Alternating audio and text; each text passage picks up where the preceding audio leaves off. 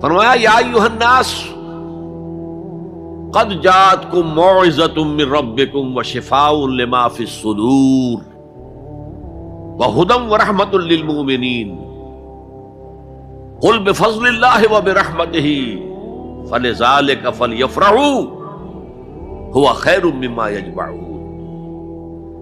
اے لوگو، تمہارے پاس آ گئی ہے نصیحت، موعظت تمہارے رب کی طرف سے۔ وہ صرف موعظت نہیں ہے، سینوں کے اندر جو روگ ہیں، جو امراض ہیں، ان کا علاج بھی ہے، شفا بھی ہے۔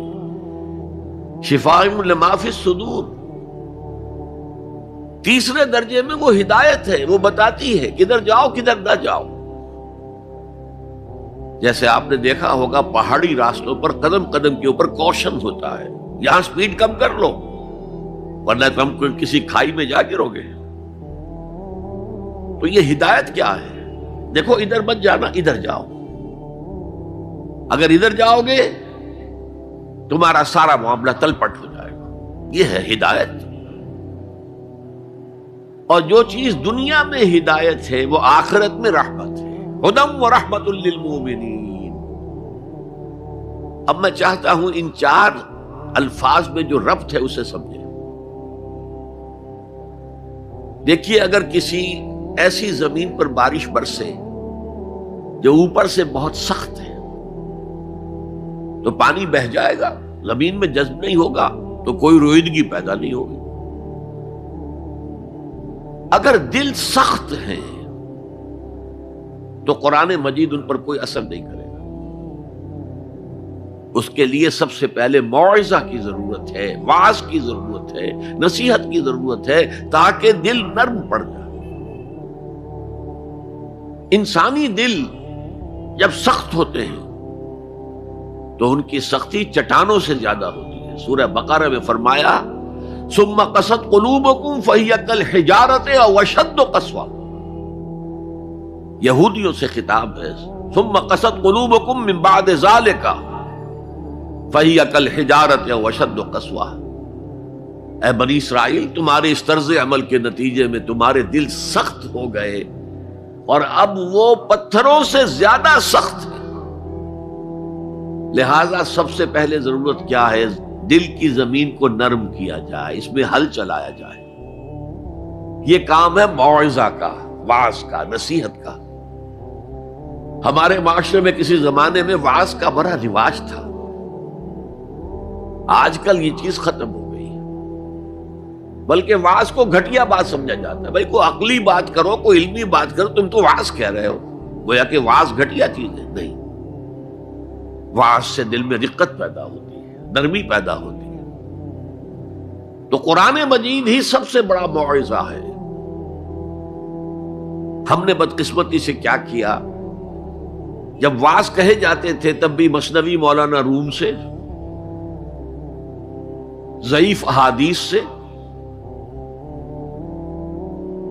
واعظ دستاں زنو افسانہ بند، واعظ بڑے اونچے اونچے ہاتھ چلا کر اور افسانہ جو ہے بیان کر رہا ہے، لیکن اس کا حال کیا ہے؟ از خطیب و دیلمی گفتار اوست، بعض ضعیف و شاذ و مرسل کار اوست۔ وہ خطیب بغدادی یا دیلمی کی جو احادیث ہیں، جو سب سے گھٹیا درجے کی کتاب حدیث کی، سب سے کم تر درجے کی کتاب حدیث کی، ضعیف کتابوں کے یوں سمجھیے کہ بہت بڑے مجموعے، وہاں سے وہ حدیثیں لا رہا ہے۔ الضعیف و شاذ و مرسل کار ہو، ضعیف حدیث، شاذ حدیث، مرسل حدیث سے وہ بیان کر رہا ہے، قرآن سے اس کا کوئی تعلق۔ قرآن مجید سب سے بڑا واعظ ہے۔ یا ایھا الناس قد جاءتکم موعظۃ۔ یہ دل کو جب نرم کرتا ہے تو پھر اس میں جذب ہوتا ہے، یہ سیکنڈ سٹیپ ہے اس کا۔ اور جب دل میں جذب ہوگا تو دل کے اندر کی بیماریوں کو دور کر دے گا۔ دل کے اندر کی بیماریاں کون سی ہیں؟ تھرومبوسس نہیں، خنجائنا نہیں، وہ اور ہے۔ وہ دل کی بیماریاں جن کے لیے قرآن شفا ہے، وہ ہے تکبر، حسد، حب مال، حب دنیا، حب جاہ، حب شہرت، یہ ہیں وہ چیزیں کہ جو اصل ہیں، جو دل کے امراض ہیں، ان سب کو جڑ سے نکال کر پھینک دے گا قرآن حکیم۔ یا ایھا الناس قد جاءتکم موعظۃ من ربکم وشفاء لما فی الصدور، وہ ہدن، اور وہ ہدایت ہے، انفرادی زندگی کے لیے بھی ہدایت ہے، اجتماعی زندگی کے لیے بھی ہدایت ہے۔ کبھی اگر سورہ فاتحہ پر آپ غور کریں، جو ہماری نماز کا جزو لازم ہے، تو ہم پہلے کہتے ہیں الحمدللہ رب العالمین الرحمن الرحیم مالک یوم الدین ایاک نعبد و ایاک نستعین۔ یہ ہدایت تو ہمیں پہلے ہی ملی ہوئی ہے۔ پھر جو ہم کہتے ہیں اہدنا الصراط المستقیم، اللہ کو ہم نے پہچان لیا، اسے رب العالمین مان لیا، اسے رحمان مان لیا، اسے رحیم مان لیا، اسے روز جزا کا